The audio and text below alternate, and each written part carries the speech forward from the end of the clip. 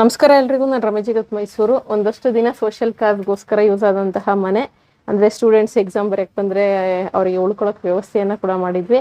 ಆನಂತರ ನಾವು ಕೂಡ ಯೂಸ್ ಮಾಡ್ಕೊಂಡ್ವಿ. ಸದ್ಯಕ್ಕೆ ಇವಾಗ ಬಾಡಿಗೆ ಕೊಡ್ತಾ ಇದ್ವಿ.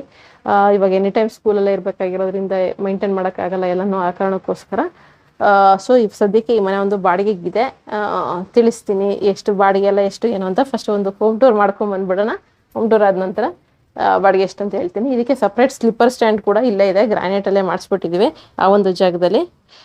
ಇಲ್ಲಿ ಬಿಡಪ್ಪ, ಅದು ಇನ್ನೊಂದ್ಸತಿ ತೋರಿಸ್ತಾ ಇತ್ತು. ಸ್ಲಿಪ್ಪರ್ ಸ್ಟ್ಯಾಂಡ್ ಕೂಡ ಇದೆ. ಎಕ್ಸ್ಟ್ರಾ ಏನು ತರಬೇಕಾದಂತಹ ಅಗತ್ಯ ಇಲ್ಲ, ಎಲ್ಲ ಗ್ರಾನೈಟ್ನಲ್ಲೇ ಮಾಡಿಸ್ಬಿಟ್ಟಿದ್ವಿ. ಇನ್ನು ಬಪ್ಪ,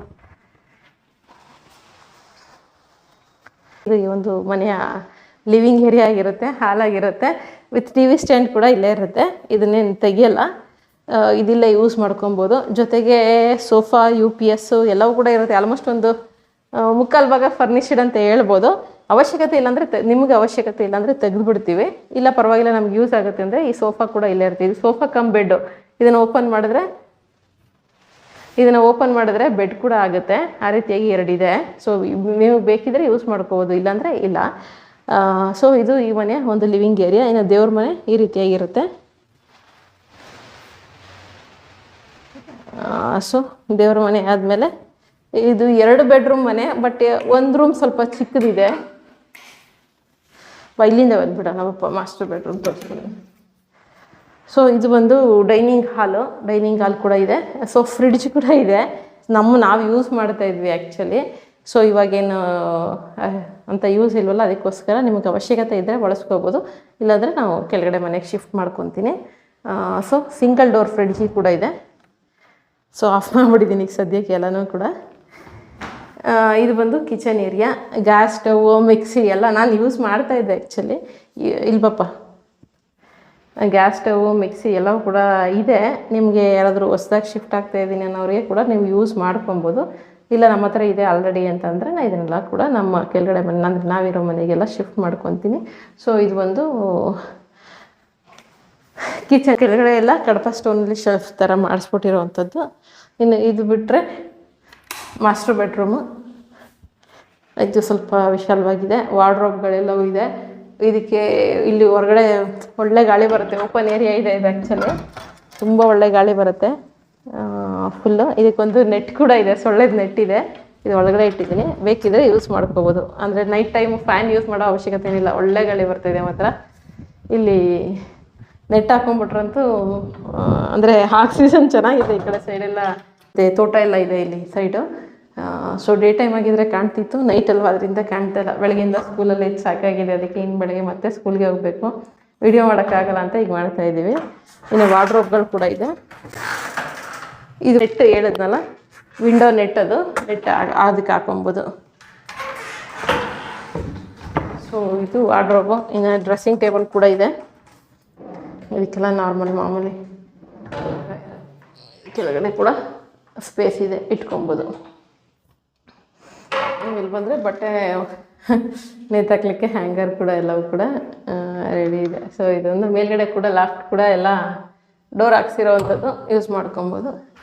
ಇನ್ನು ಇಲ್ಲಿ ಬಂದು ಇದೆಲ್ಲ ಆ್ಯಕ್ಚುಲಿ ಮನೆ ಕಟ್ಸ್ಕೊಂಡು ಪ್ಲ್ಯಾನ್ ಮಾಡಿಸಿರೋವಂಥದ್ದು. ಯೂಸ್ ಆಗುತ್ತೆ ಅಂತ ನೋಡ್ರಿ, ಏನಾದರೂ ಮೊಬೈಲ್ ಚಾರ್ಜ್ಗೆ ಹಾಕ್ಲಿಕ್ಕೆ ಅಥವಾ ವಾಚ್ಗಳು ಏನಾದರೂ ಇಟ್ಕೊಳ್ಳೋಕ್ಕೆ ಯೂಸ್ ಆಗುತ್ತೆ. ಸೊ ಇದು ಒಂದು ಬೆಡ್ರೂಮು.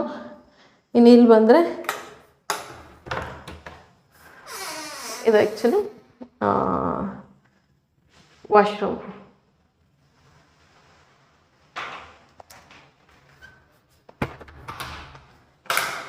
ಇಲ್ಲಿ ಬಂದರೆ ಇದೊಂದು ವಾಶ್ ಬೇಸಿನ್ ಇದೆ.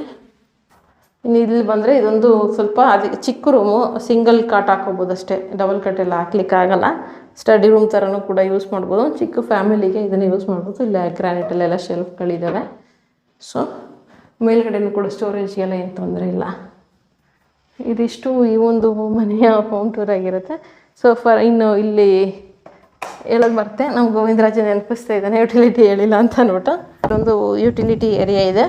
ಸೊ ಇಲ್ಲಿ ವಾಷಿಂಗ್ ಮಿಷಿನ್ ಇಟ್ಕೋಬೋದು. ವಾಷಿಂಗ್ ಮಿಷಿನ್ ಪಾಯಿಂಟ್ ಕೂಡ ಇದೆ, ಅಲ್ಲಿ ಟ್ಯಾಪ್ ಕೂಡ ಇದೆ.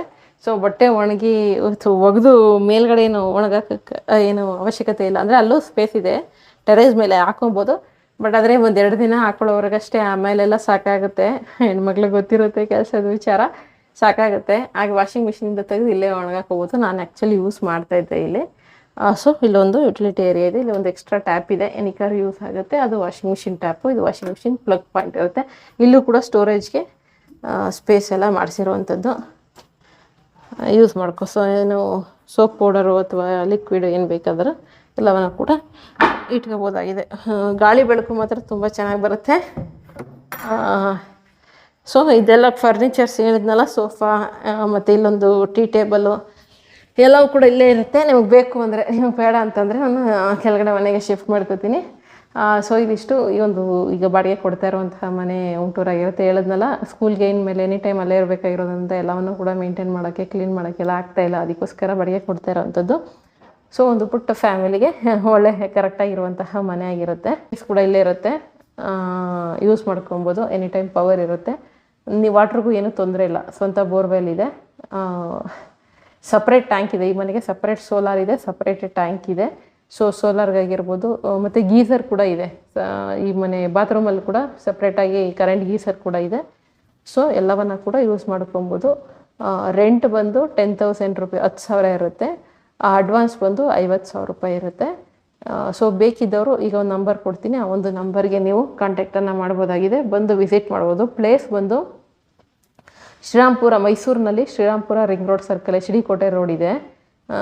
ಎಚ್ ಡಿ ಕೋಟೆ ರೋಡಲ್ಲಿ ಶ್ರೀರಾಮ್ಪುರ ರಿಂಗ್ ರೋಡ್ ಸರ್ಕಲ್ ಅಂತ ಇದೆ. ಆ ಸರ್ಕಲ್ ಹತ್ರನೇ 100 ಮೀಟರ್ಸಲ್ಲಿ ಮೇಯ್ನ್ ರೋಡಲ್ಲೇ ಮನೆ ಇರುವಂಥದ್ದು. ಸೊ ಇಲ್ಲಿ ಸುತ್ತಮುತ್ತ ಕುವೆಂಪು ನಗರ್ ಇದೆ, ಸರಸ್ವತಿಪುರಂ ಇದೆ, ವಿವೇಕಾನಂದ ನಗರ್ ಇದೆ, ರಾಮಕೃಷ್ಣ ನಗರ್ ಇದೆ, ರೈಟ್ ಸೈಡ್ಗೆ ಜೆ ಪಿ ನಗರ್ ಇದೆ, ನಂಜನಗೂಡು ಹೋಗುವಂತಹ ರಿಂಗ್ ರೋಡ್ ಸರ್ಕಲ್ ಇದೆ. ಈ ಕಡೆ ಹೋದರೆ ಎಚ್ ಡಿ ಕೋಟೆ ರೋಡ್ ಇದು. ಸೊ ಎಚ್ ಡಿ ಕೋಟೆಗೆ ಹೋಗುವಂಥ ಟೀಚರ್ಸ್ಗೂ ಕೂಡ ಯಾರಿಗಾದ್ರೂ ಅವಶ್ಯಕತೆ ಇದ್ದರೆ ಬೇಕಾದರೆ ಇಲ್ಲಿ ಹತ್ರದಲ್ಲಿ ಮನೆ ಮಾಡ್ಕೋಬೇಕಂದ್ರೆ ಬಸ್ ಫೆಸಿಲಿಟಿ ಇಲ್ಲಿಂದ ಜಸ್ಟ್ 200 ಮೀಟರ್ಸ್ಗೆ ಬಸ್ ಫೆಸಿಲಿಟಿ ಕೂಡ ಇದೆ ನಿಮಗೆ. ಬೇಕಿದ್ದವರು ಕಾಲನ್ನು ಮಾಡಿ. ನಂಬರ್ ಬಂದು 6360944802 ಈ ಒಂದು ನಂಬರ್ಗೆ ಕಾಂಟ್ಯಾಕ್ಟ್ ಮಾಡಿ. ಅಷ್ಟೇ, ಇನ್ನೇನಿಲ್ಲ. ಮುಂದಿನ ವಿಡಿಯೋ ಜೊತೆ ಮತ್ತೆ ಸಿಗ್ತೀನಿ. ಧನ್ಯವಾದಗಳು. Thank you so much.